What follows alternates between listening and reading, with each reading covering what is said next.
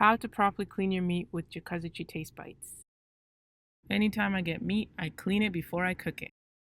Here's my quick and easy go-to method. Place the meat in a glass food basin and fill it with water. For our cleaning supplies, for our soaking supplies, we're going to use white vinegar and lemon.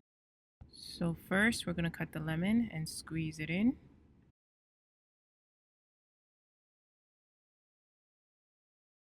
Then we're going to pour in some vinegar.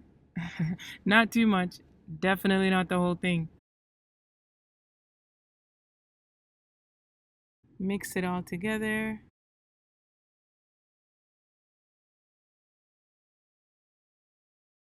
Also remember, always wash your hands after touching meat before touching any surfaces to avoid the spread of bacteria.